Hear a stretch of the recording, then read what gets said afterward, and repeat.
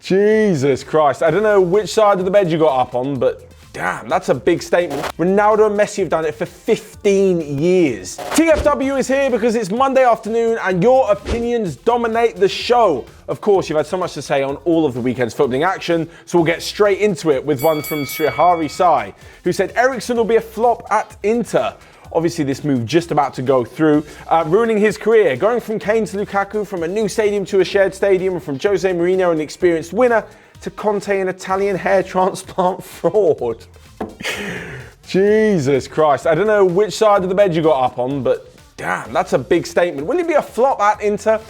Personally, I don't see it. From what I've seen from watching Spurs for many years and of Christian Eriksen, the fact that Serie A is a little bit slower pace really suits him. When it comes to physical confrontation, that just really isn't Eriksen's game, and I think he'll actually do pretty good at Inter, especially as they're quite a solid defensive unit with 5 at the back, and they'll definitely have a base to build off and then kind of let him roam free and do his job. Going from Kane to Lukaku, Kane's injured at the moment, Lukaku's on fire, so that's not bad. The new stadium's a shared stadium, pretty much has no effect. And Antonio Conte is a winner. I don't quite know what you mean, Jose Mourinho, experienced winner, to Conte, a fraud.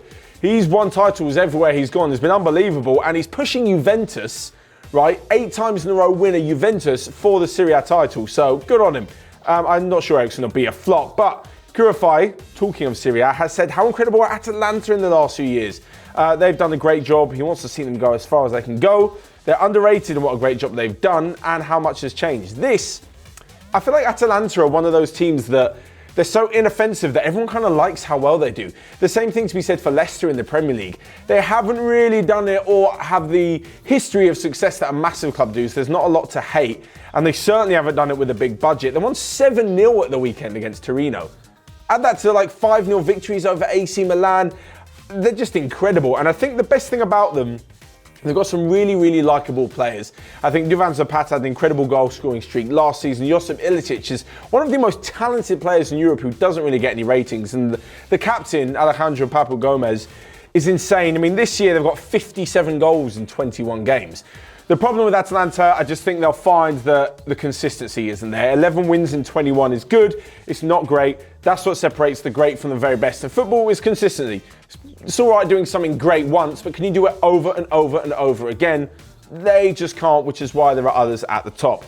Moving on to the Bundesliga though, because Sean Portelli has said Bayern Munich closed the gap to 1 point in the table since they won and RB Leipzig lost. Who do you think will win the Bundesliga?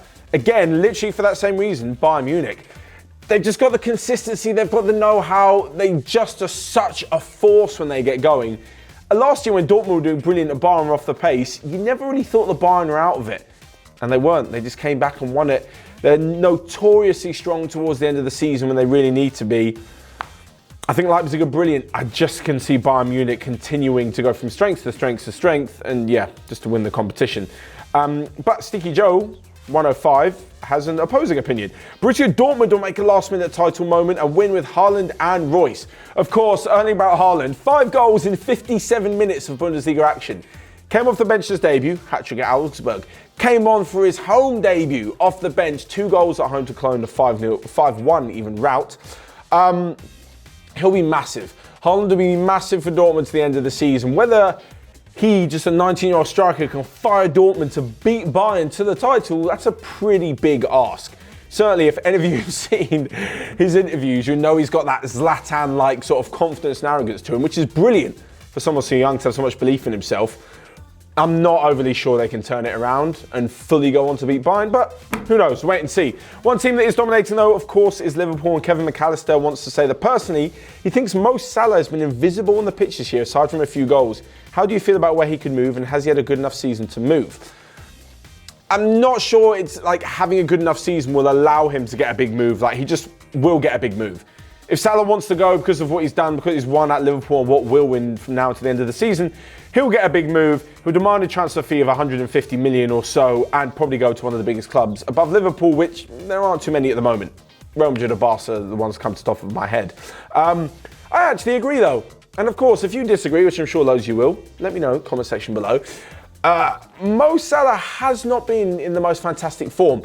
I think what the sort of main takeaway from this, personally, is that he's sort of been overshadowed by Mane, whereas Mane was the one being overshadowed by Salah. When Salah went on the goal-scoring run of 2 years ago and broke the record for the most goals in a 38-game Premier League season, when Liverpool was so fantastic last year, he took so many headlines. He's scoring less this season, but that doesn't necessarily mean he's been a worse player.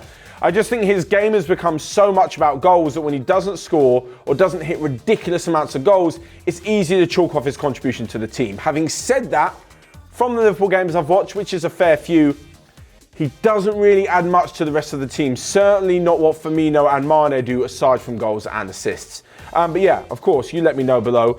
We were speaking a little bit of Erling Braut Haaland earlier, because Josh J has said Haaland will be better than Ronaldo and Messi. No one else is going to say it, so I will. I'm not going to lie, Josh, there's probably a reason that no one else is going to say it, because it's not going to happen. Don't get me wrong, I think Haaland's great, can go on to be great. 19 years old has no problem in finding the back of the net. To be better Ronaldo and Messi is just absurd. We spoke earlier about Atalanta needing consistency and Bayern Munich having that consistency. When it comes to players, Ronaldo and Messi have done it for 15 years. Like, you think now Haaland could go on and have 10 years of goal-scoring brilliance. It's not 15 years. Still not up to the level that Ronaldo and Messi have done, and they're still doing, by the way. Cristiano Ronaldo scored even though they lost to Napoli, which means he scored in every game so far in 2020. I just think that we won't see anyone like them again. From what they're overall doing to the game. You might find someone, a ridiculous goal scorer, maybe it's Haaland or Mbappe, who scores more than Ronaldo and Messi. But even then, their overall play, what they've brought to the game, what they've done, the kind of levels that they've reached for so long, won't be matched again. And Haaland will go on to be a great player, I've no doubt about it, but he won't be better than them two. By the way, I'm not just saying years equals being good. Years at the top, like Ronaldo and Messi, without faltering as well. Rarely can I think, since 2010, the last decade, they didn't have an off year. They were just phenomenal every season.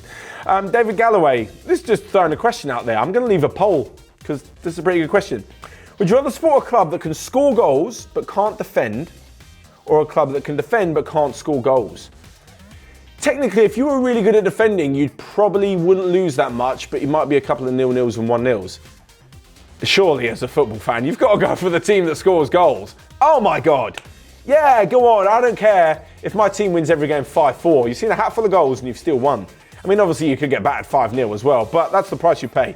Definitely going for goals. You guys let me know your thoughts. Moving on a little bit to Man United, and Lucas Lara said Maguire is the saviour Man United need. Big words for a very big head. If they can fix their midfield, they'll be a top 4 team again. That I actually kind of agree with. The Maguire situation, not so much. I think he can be a really good defender. Not quite sure he's at that level to be their saviour. I think he'll be great, just not that kind of Van Dijk-esque level. I know he's probably sick of comparisons to Van Dijk. If they can fix them for their top 4 team, I really think so. I really think they've got, certainly from an attacking point of view, they've got brilliant young attackers who, if they can keep them all together, can push United to the next 5, 6, 7, 8 years. Talking about that consistency. Really think United have got what they need. They need to sort out the Pogba situation though. Once that gets done, McTominay looks brilliant. And lastly, we finished on something from Atletico Madrid from Pedro Martins, who said, I think Atletico Madrid should sack Simeone and sign a new coach like Pochettino. Simeone is a legend, but I think his time has run out. For me, Pochettino is the most like Simeone. They both have their style of play. They're both very successful, not on a ridiculous budget, except Simeone did spend 120 million on João Felix. But they both sort of create cultures within a club and have their players that suit the system. I think it's harsh to sack Simeone, but there's a case for it. If there's ever a case for sacking manager, they're very, very goal shy. They spent 120 million on Felix, who isn't bringing results just yet. Not his fault there was such a big price tag, but if Simeone wants to go out and get him, he needs to go and get a striker as well to supplement him. And, taking it at top line, they're going to want to see a return for 120 million. If they do sack Simeone, Pochettino, it would be a great replacement. He's doing as best he can fighting with Barcelona and Real Madrid, in La Liga and Champions League in terms of funding and on the pitch as well. But of course, you guys let me know your thoughts on all of this down below, because that has been Monday's episode of TFW. Of course, whilst you're there, you can smash the like button down below and click here or anywhere to check out loads of other stuff we've got going on Onefootball. But until next time, I will see you guys later.